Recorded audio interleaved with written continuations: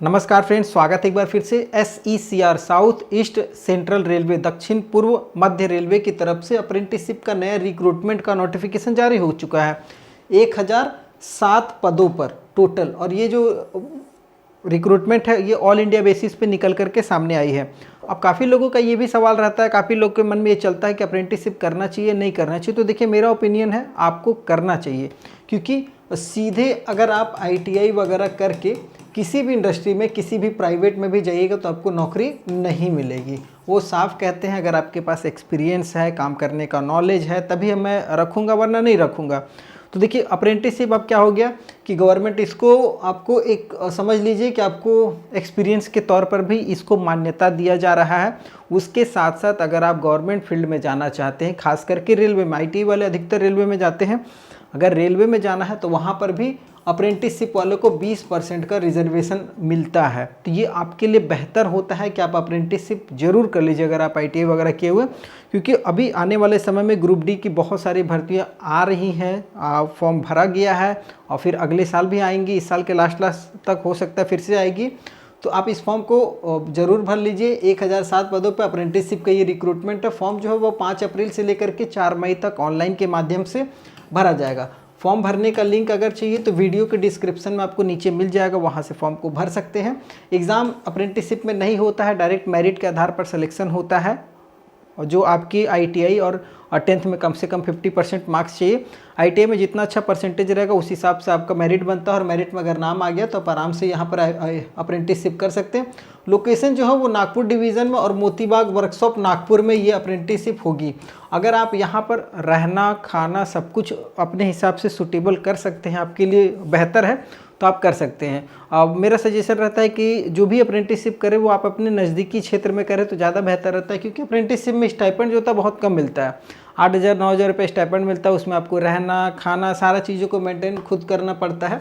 तो अगर आपको लगे कि आप यहाँ कर सकते हैं तो जाइए। पीरियड जो है 1 ईयर 1 साल की अप्रेंटिसशिप होती है। उसके बाद आपका जो सर्टिफिकेट है वो आपको मिल जाएगा और कंपनी अपने यहाँ रह जाएगी, आप अपने घर पे आ जाएंगे। आगे फिर आप अपनी तैयारी कीजिए। फॉर्म फी की बात करेंगे, कोई चार्जेस नहीं लगता अप्रेंटिसशिप में, बिल्कुल फ्री है, 1 रुपया नहीं लगेगा। एज लिमिट 15 से लेकर के 24 साल एज होनी चाहिए। और एज का कैलकुलेशन कब होगा? 5 अप्रैल 2025, मतलब फॉर्म शुरुआत होने का जो डेट है उस दिन तक अगर आपका 15 साल हो गया है, 15 से कम नहीं होना चाहिए, 24 से ज़्यादा भी नहीं होना चाहिए। और अप्रेंटिसशिप अगर आपने इन फ्यूचर कभी किया हुआ है ITI वगैरह करके पहले किसी भी टाइप का, तो आप इसको नहीं भर सकते हैं। अगर जो एकदम बिल्कुल फ्रेशर हैं वही भरेंगे। एज रिलैक्सेशन भी मिलेगा। मान लीजिए SC ST कैंडिडेट है तो 5 साल की छूट मिलेगी, और OBC कैंडिडेट को 3 साल की छूट मिलेगी। मतलब SC ST वाले अगर आपकी उम्र 29 वर्ष है तो आप इस फॉर्म को भर लीजिए, और OBC वाले अगर आपकी उम्र 27 साल है मैक्सिमम तो आप इस फॉर्म को भर सकते हैं। एजुकेशन 10th पास पे हो, 10th प्लस ITI होना चाहिए। 10th में कम से कम 50% मार्क्स होना चाहिए, और ITI में कितना भी उससे फ़र्क नहीं पड़ता है, जितना अच्छा परसेंटेज रहेगा उतना आपका चांस रहेगा। सिलेक्शन का जो प्रोसेस होता है वो सिंपल एक मेरिट लिस्ट बनता है। आपकी ITI का जो मार्क्स होता है आप ITI के मार्क्स के अनुसार एक मेरिट लिस्ट बनेगा, और कैटेगरी वाइज उसमें अगर आपका नाम आता है तो आप आवेदन आपको इन्फॉर्म कर दिया जाएगा, मेरिट लिस्ट में नाम आएगा तो।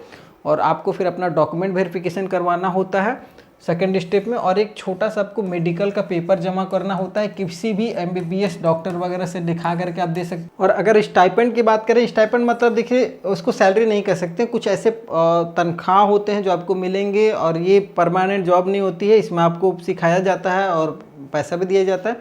तो अगर आप ITI वगैरह किए हैं 2 साल वाला, 2 साल का ITI जैसे फिटर है, इलेक्ट्रिकल है और टर्नर वगैरह से जो ITI करते हैं उनको 8,050 रुपये मिलेगा। वही 1 साल का ITI जो करते हैं, जैसे आपका डीजल मैकेनिक हो गया या फिर आपका वेल्डिंग वाले हो गए, ये सब जो भी करते हैं तो इनको 7700 रुपये मिलेगा। और ट्रेड वाइज भी बहुत सारी भर्तियाँ निकल करके आई, किस किस ट्रेड में कितना आपको अंदाज लग जाएगा, मैं दिखा देता हूँ।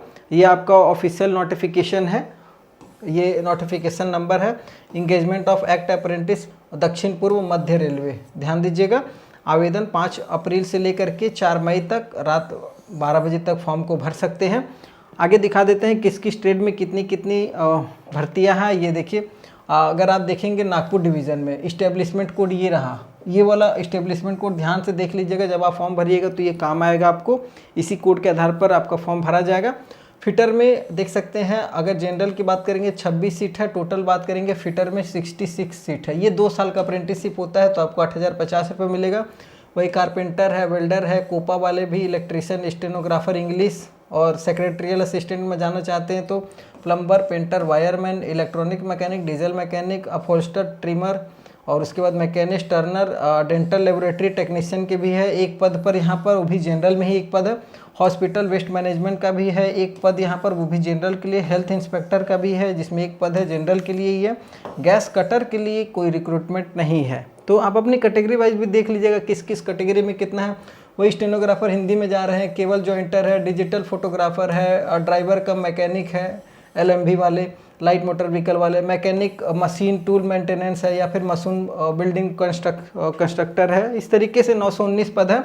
ये नागपुर वाला डिवीज़न। अगर यही आप वर्कशॉप मोतीबाग में जाना चाहते हो तो इसका इस्टेब्लिशमेंट कोड ये वाला है।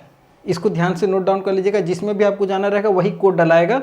और जब आप नैप्स के पोर्टल पे जाइएगा, वहाँ अगर आपका रजिस्ट्रेशन नहीं है, रजिस्ट्रेशन कर लीजिए। और वहाँ पर जब जाइएगा तो ये आपको कोड डाल करके आवेदन होगा। और यहाँ पर अगर आप देखेंगे, अगर आप मोतीबाग में जा रहे हैं तो केवल इसी ट्रेड वाले आवेदन करेंगे। तो आप ये ध्यान दीजिएगा कि जिस भी डिवीज़न में आप जा रहे हो उस डिवीज़न में वहाँ आपके ट्रेड से रिलेटेड सीट है भी कि नहीं है। अगर है तभी आवेदन कीजिएगा। और दूसरा, आपकी कैटेगरी में कितना सीट है। जैसे मान लीजिए कारपेंटर तो आप किए हुए हैं, लेकिन कारपेंटर का देखिए मोतीबाग में कोई सीट नहीं है, तो यहाँ पर डालने से कोई मतलब ही नहीं है। अगर वेल्डर से आप किए हुए हैं तो वेल्डर में जैसे जनरल के लिए 4 है, टोटल 9 सीट है, तब मान लीजिए EWS का 1 सीट है, तो 1 सीट पर आपको फाइट करना पड़ेगा। वही अगर आप टर्नर में जा रहे हैं तो टर्नर में देखिए ST में कोई सीट नहीं है और EWS में भी कोई सीट नहीं है, तो आप वहाँ पर फॉर्म डाल दिए और पता लगा आपकी कैटेगरी में सीट ही नहीं है, तो कोई फ़ायदा ही नहीं है वहाँ पर डालने से। ठीक है, तो ये चीज़ थोड़ा सा ध्यान से देख लीजिएगा, उसके बाद ही आवेदन कीजिएगा। और इसमें और कोई खास नहीं है, अप्रेंटिसशिप आप कर सकते हैं। कुछ और जानकारी हो फॉर्म भरने को लेकर के नहीं समझ में आ रहा हो तो कमेंट कर लीजिएगा, मैं बता दूंगा। वीडियो पसंद आ गया तो चैनल को सब्सक्राइब कीजिएगा। आगे नए वीडियो मिलेंगे, तब तक के लिए जय हिंद।